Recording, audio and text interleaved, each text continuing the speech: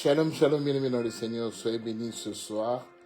Jésus-Christ est bon, il est Seigneur, il est le Tout-Puissant, il est merveilleux. Il permet que nous puissions encore nous revoir ce soir pour évoluer dans notre live dans le cadre de la clé de la maison de David. Pasteur Ézéchias, je vous salue.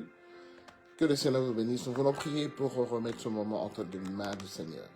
Tendre Père, nous voulons te louer, t'élever, te magnifier parce que tu es le Dieu Tout-Puissant. Merci pour ta présence au milieu de nous, car la Bible déclare que là, 2 ou 3 sont réunis en ton nom, tu es au milieu d'eux, Seigneur. Nous voulons que tu puisses être le maître de ce moment, Seigneur. Du début jusqu'à la fin, que seule ta grâce nous assiste et nous accompagne dans tout ce qui se dira en ce lieu, pour que ton peuple puisse être sauvé et trouver grâce. C'est dans le nom du Seigneur Jésus que nous t'avons ainsi prié. Amen. Amen, amen, amen, bien-aimés dans le Seigneur. Nous sommes dans la joie, bien-aimés, de passer ce moment ensemble avec vous, afin de voir ce que le Seigneur nous a mis à cœur aujourd'hui de partager, pour que cela puisse contribuer à notre évolution spirituelle. Le Seigneur nous a conduit en livre de Deutéronome, chapitre 18, du verset 9 jusqu'au verset 14. Deutéronome, chapitre 18, du verset 9 jusqu'au verset 14. La Bible nous dit ceci. Lorsque tu seras entré dans le pays que l'Éternel ton Dieu te donne, tu n'apprendras point à imiter les abominations de ces nations-là. Qu'on ne trouve chez toi personne qui fasse passer son fils ou sa fille par le feu, personne qui exerce le métier de devin, d'astrologue, d'augure, de magicien, d'enchanteur, personne qui consulte ceux qui évoquent les esprits et disent la bonne aventure. Personne qui interroge les morts.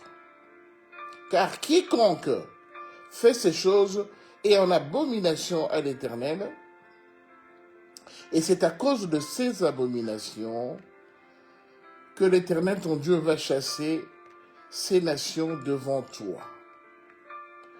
Tu seras entièrement à l'Éternel, ton Dieu. Verset 14. Car ces nations que tu chasseras écoutent les astrologues et les devins. Mais à toi, l'Éternel, ton Dieu, ne le permet pas. Amen, amen, amen. Bien-aimés, le verset 14 nous dit, car ces nations que tu chasseras écoutent les astrologues, les devins. Mais à toi, l'Éternel, ton Dieu, ne le permet pas. Bien-aimé, l'Éternel nous dit ce soir qu'il ne permet pas que nous puissions écouter les astrologues, les devins, les augures, les magiciens, les enchanteurs, les sorciers. Le Seigneur ne permet pas que nous puissions les écouter. Pourquoi? Parce que tous ceux qui écoutent, tous ceux qui collaborent avec ces gens-là, la Bible nous dit que l'Éternel, notre Dieu, va les chasser de ces nations-là. Parce qu'il va les chasser. Pourquoi il va les chasser?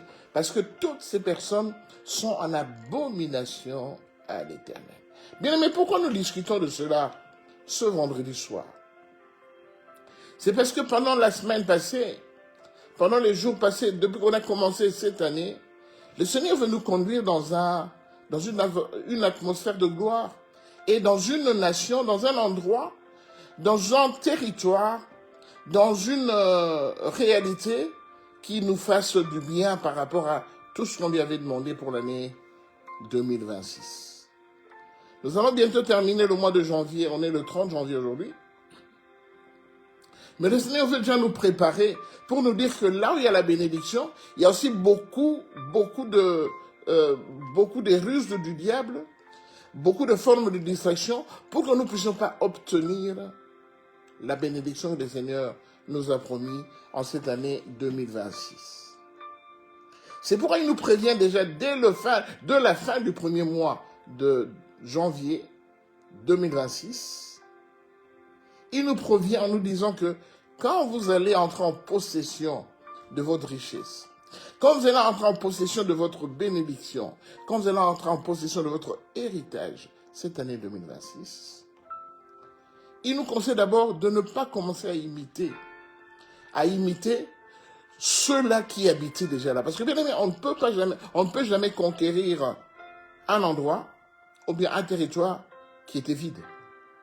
Souvent, quand on essaie de conquérir un endroit, un territoire, de rentrer en possession d'une bénédiction, bien d'un endroit qu'on vient de connaître, souvent ces endroits-là sont déjà habités. Bien aimé, Canaan était déjà habité par les géants, par les fils d'Anak. Nous nous souvenons du rapport de Josué, et de Caleb, ainsi que des 10 autres espions. Canaan n'était pas vide. Canaan était habité. Canaan était déjà possédé des gens qui y habitaient. Mais le Seigneur nous a dit au peuple d'Israël, c'est là votre bénédiction. Je vous envoie là parce que votre bénédiction, ça viendra de là. Mon frère, Dieu ne peut pas t'envoyer à un endroit qui est complètement vide. D'ailleurs, la Bible le dit. Quand un démon sort d'un corps et il est rejeté dans le lieu aride, la Bible nous dit que son intention, c'est d'abord quoi? De revenir voir si le lieu d'où il a été chassé, si dans ce lieu-là, on n'a pas remplacé les fruits de l'esprit. S'il n'y a pas de fruits de l'esprit, qui remplace la possession qu'il avait avant dans cet endroit, la Bible nous dit quoi? Ils en vont chercher 10 autres esprits plus méchants que lui, et ils viennent et ils remplissent, chercher 7 autres esprits plus méchants que lui. Ils vont revenir à cet endroit qu'il habitait et ils vont réhabiter cet endroit. Et la Bible dit que la condition de cette personne sera pire qu'avant. Donc, un endroit qu'on te donne par le Seigneur, une bénédiction que le Seigneur te promet, cette bénédiction n'est jamais libre, saine. Il y a toujours des personnes, des gens qui habitent dans ce territoire. Mais comme le Seigneur te l'a donné, il sait qu'il t'a donné la force de pouvoir chasser toutes ces nations de devant toi. Il a confiance en toi. C'est ce que Josué et Caleb avaient dit pendant leur rapport, quand ils ont fait leur rapport. Ils ont dit, mais pourquoi vous minimisez notre Dieu? Mon frère, ma soeur, pourquoi tu minimises Jésus-Christ de Nazareth jusque-là? Pourquoi tu ne sais pas garder, déjà porter un témoignage de ce Dieu-là qui fera toujours? David, quand il était bien aimé, David, quand on l'a envoyé pour combattre Goliath, David, non, on l'avait pas envoyé, mais il est venu, l'Esprit de Dieu l'a saisi, il a décidé de combattre Goliath. Mais David, quand il y allait, bien aimé, David, il était petit, un enfant. Mais le Seigneur avait mis quelque chose en lui pour chasser, combattre Goliath jusqu'à le tuer. Alors, si nous devons revenir à notre texte, le Seigneur nous dit qu'en fait, depuis le début de cette année, beaucoup de gens sont dans des troubles. J'aimerais te dire, bien aimé, mon frère, ma soeur, que l'augure, le magicien, l'enchanteur, le sorcier, tu ne le verras pas seulement spirituellement. Tu ne le verras pas seulement physiquement. Ils ne sont pas tellement tout le temps physiques. Ils sont souvent spirituels. Bien-aimé, tu rêves de ta belle-mère. Ta belle-mère, la maman de ton épouse, de ta fiancée. La maman de ton époux, ton fiancé. Tu rêves d'elle que pendant la nuit, elle vient faire des histoires bizarres auprès de toi dans ta maison, dans ta future maison. Elle vient auprès de toi, elle attaque tes enfants, tout ça. Tu rêves d'elle. Le Seigneur te dit que s'il y a le malheur dans ta maison, c'est ta belle-mère telle. Elle te montre aussi son visage. Mais ta belle-mère dit qu'elle prie, effectivement. Elle prie, elle va à l'église, elle prie. Mais en fait, en elle, c'est un augure, c'est un enchanteur, c'est une magicienne, c'est un sorcier, une sorcière. Et le Seigneur te le révèle. Bien aimé, la Bible dit, quelque chose qui est révélé, elle est condamnée. Si le Seigneur te révèle quelque chose par rapport à toi, par rapport à ta vie, tu n'as plus à craindre cela, parce que le Seigneur t'a révélé pour que tu puisses le chasser, l'éloigner de toi, l'éloigner de ton environnement. C'est pourquoi, bien aimé, l'intitulé de cet enseignement, c'est « Sépare-toi d'eux ». les enchanteurs, les magiciens, ils seront tout le temps tout autour de nous, afin d'exercer leur métier pour la gloire du diable. Mais toi, le Seigneur t'a doté de tous les mécanismes pour pouvoir les chasser, les précipiter loin de toi. Ce soir, j'aimerais te dire ceci, mon frère, ma soeur. Tu as déjà obtenu une révélation. Je parle à ceux-là auprès de qui le Seigneur leur a déjà révélé qui est leur ennemi proche. J'ai parlé de la belle-mère. Ça peut aussi être ton ami, ton patron, ton collègue de travail. Ça peut être tout le monde.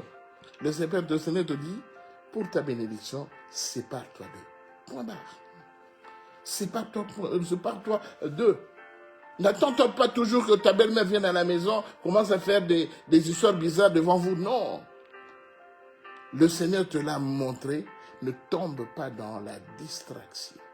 Parce que vous savez, ce qui fait aussi, qui nous retarde aussi pour obtenir notre bénédiction, ce sont les sentiments qu'on a vis-à-vis des personnes humaines comme moi et toi. Sépare-toi d'eux. Et il dit, qu'on ne trouve chez toi personne. Bien aimé, chez toi c'est quoi? C'est dans ta maison, dans ta famille, dans ton foyer, dans ton entourage, c'est chez toi. Dans ton travail, c'est chez toi. Parce que le lieu de travail, c'est un lieu habituel où tu vas tous les jours ouvrables. Donc, tu es connu dans ce lieu de travail. Tu es connu et physiquement et spirituellement. La Bible dit qu'on ne trouve chez toi personne de ces gens-là. Des enchanteurs, des magiciens, tout ça. Parce que c'est à cause de cela que le Seigneur ne permettra pas que tu puisses obtenir ta bénédiction.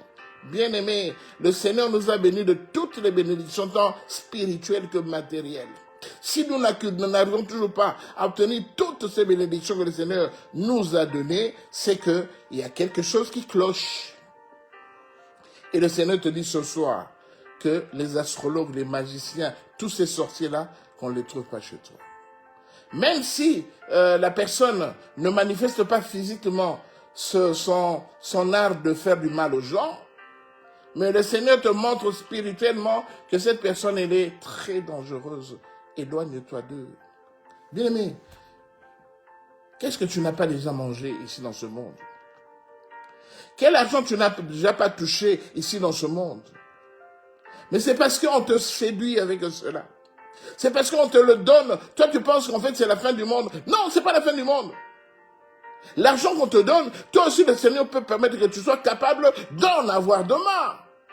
Mais pourquoi on se minimise nous-mêmes? Pourquoi nous minimisons notre Dieu, qui peut tout pour nous, mais des fois nous le minimisons au détriment des êtres humains, des semblables à toi? Il a créé un être humain comme toi. Il a la même carrure que toi. Bien aimé, il n'y a rien de différent entre nous et les apôtres que nous lisons dans la Bible. C'était des êtres humains comme nous, mais ils étaient dotés de l'Esprit de Dieu. Ils marchaient avec le Seigneur, ils craignaient le Seigneur pour ne pas tomber dans ses bénédictions. Bien aimé, il n'y a qu'un seul conseil à donner par rapport à ceci. Craignons l'Éternel. Craignons l'Éternel, cela veut dire mettons en pratique tous les commandements qu'il nous a donnés. Évitons d'ouvrir des portes telles que aller manger des coloquintes sauvages, on l'a dit la fois passée. Évitez d'aller fréquenter les gens qui vont t'emmener petit à petit jusqu'à abandonner l'Éternel, à ne plus pouvoir prier pour que tu puisses être à la solde de leur maître, l'enchanteur principal, l'ennemi. Bien-aimé, je ne crains pas l'ennemi, moi. Je l'ai craint pendant longtemps, mais parce qu'en fait, je ne savais pas que l'enseignement qui me poussait à le craindre pendant longtemps, c'était des coloquintes sauvages. Je n'ai même pas droit, je n'ai même pas besoin de parler de lui, parce que je sais qu'il est petit devant moi. Je sais qu'il n'a aucune autorité sur moi, parce que le Seigneur m'a investi d'une autorité supérieure à la sienne. C'est quelqu'un qui fait peur. C'est quelqu'un qui fait trembler les gens. C'est quelqu'un qui peut facilement te conduire dans la distraction. Mais malgré cela, je crois en celui-là qui m'a sauvé. Je crois en celui-là qui s'est sacrifié à la croix pour qu'aujourd'hui, moi, je sois en vie, pour qu'aujourd'hui, je parle de sa part. Car il était dit, il écrit dans le livre, dans le verset 12, « Quiconque fait ces choses est en abomination à l'Éternel. » Mais c'est qui va faire ces choses-là? Qui fait ces choses le fait de garder auprès de lui, dans sa maison, dans son entourage, dans sa vie, un enchanteur, un magicien, un augure. Ben, c'est quiconque là, c'est ce qui est repris dans le livre de Deutéronome chapitre 28, le verset 15. Deutéronome chapitre 28, verset 15. La Bible dit ceci. Mais si tu n'obéis point à la voix de l'Éternel ton Dieu, si tu n'observes pas et ne mets pas en pratique tous ces commandements et toutes ces lois que je te prescris aujourd'hui, voici toutes les malédictions qui viendront sur toi et qui seront ton partage. C'est bien écrit. Si tu n'obéis pas à la voix de l'Éternel ton Dieu, si tu n'observes pas et ne mets pas en pratique tous ces commandements et toutes ces lois, si tu ne mets pas en pratique tous ces commandements et toutes ces lois, voici les malédictions qui seront ton partage. Donc quelque part, si on n'évolue pas, parce que quelque part, nous ne voulons pas appliquer la loi que l'Éternel a mise devant nous. Bien-aimé, ma prière ce soir est que tu reviennes auprès de l'Éternel. Que tu puisses appliquer, mettre en pratique les lois qu'il a mises devant toi. Même si tu n'as rien à manger, le Seigneur te dit, mets en pratique les lois que j'ai mises devant toi. Si tu les observes, tu les appliques et tu les mets en pratique, voici toutes les bénédictions qui seront ton partage. Mais si tu ne le fais pas, il n'y a que la malédiction qui va te suivre. Bien aimé, je crois qu'on est en l'année 2026. Personne parmi nous ne voudra répéter la même vie qu'il a connue en l'année 2025. Personne ne voudra répéter la même vie qu'il a connue en l'année 2024-2023. On est en 2026. Nous devons évoluer. Pour évoluer, nous devons avancer. Mais si toi, tu n'avances pas, tu es sur place ou tu recules, c'est que tu n'as pas besoin d'évoluer. Revois un peu ton engagement avec le Seigneur. Revois un peu comment tu te comportes. Parce que bien aimé, le tout, c'est dans le comportement. Ce soir, le Seigneur te dit, sépare-toi d'eux. Ton patron, c'est un magicien, c'est un augure. Le Seigneur te le montre, le Seigneur te dit, sépare-toi de lui. Parce qu'il va te donner un patron qui va peut-être, s'il continue à être dans ces eaux-là, ce patron-là il va reconnaître que ton Dieu est puissant que ce qu'il est en train d'exercer. Tu as un frère, une sœur qui est magicien, augure, enchanteur, le Seigneur te dit, sépare-toi de lui. Quand tu vas te séparer de lui, tu vas continuer à prier pour lui. Parce qu'Abraham priait pour Lot. Bien qu'ils étaient séparés, mais il continue à prier pour Lot. Mon frère, ma soeur, il n'est pas encore trop tard. La Bible dit, je ne veux pas que le méchant périsse, mais je veux que le méchant se convertisse et qu'il croie. Qu'il croie. Mon frère, ma soeur, tu as passé toutes ces années, tu as écouté tous ces enseignements pour que le Seigneur fasse quelque chose de nouveau dans ta vie. Alors, ce Dieu te dit ce soir, observe seulement les commandements que je mets en pratique devant toi. Et surtout, ce Dieu te dit, si tu as déjà reçu la révélation, sépare-toi de ces gens-là, parce que ces gens-là ne te veulent pas que du bien. J'ai parlé en général, je n'ai pas vraiment ciblé les personnes concernées, mais tu es quand même un esprit, le Saint-Esprit te met à cœur, le Saint-Esprit te montre toutes ces personnes qui seront un frein dans tout ce que tu entreprendras. Bien-aimé, l'ennemi pour se manifester auprès d'une personne humaine, souvent tu ne le verras pas. Mais le Seigneur te prévient spirituellement, en esprit, il te donne des révélations pour te dire que tu es en danger. Tu vis avec quelqu'un qui va te porter que du malheur, tu es en danger. Et il te dit ce soir, sépare-toi de lui. Sépare-toi d'eux pour avoir la paix, la vie, et pour entrer réellement en possession de ta bénédiction. Que le Seigneur vous bénisse, bien-aimés.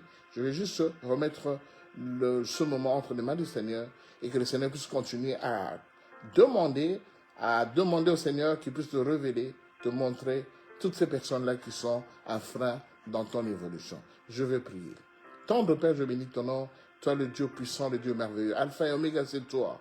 Tu as commencé avec nous, tu viens de terminer avec nous. Merci Seigneur de pouvoir encore mettre devant notre chemin, Père de gloire Jésus, de nous montrer toutes ces personnes qui exercent un métier de devin, de gueux, de magicien, d'astrologue, de sorcier devant nous, afin que nous puissions réellement, que je puisse réellement me séparer d'eux. Père, je tiens à ce que je sois béni cette année 2026. Donne-moi encore la force et surtout la conviction de pouvoir me séparer de ces gens-là qui ne font que me freiner dans mon évolution avec toi. Je te demande, Père de gloire Jésus, que tu puisses encore me fortifier pour que je ne faille pas, mais je continue à évoluer dans l'œuvre auquel tu m'as assigné ce moment et ce jour. Parce que toute ma vie, je serai toujours soumis à toi et je mettrai en pratique tous tes commandements et tous tes préceptes. Je veux te louer parce que tu es le Dieu Tout-Puissant.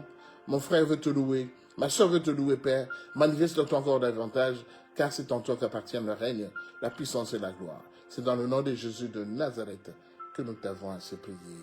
Amen, amen, amen. Soyez bénis, bien-aimés. Que le Seigneur vous bénisse. Que le Seigneur vous garde encore fort en lui et que ce week-end, qu'il puisse encore vous convaincre que ce qui est dit ici, c'est la parole de l'Évangile. Shalom, shalom.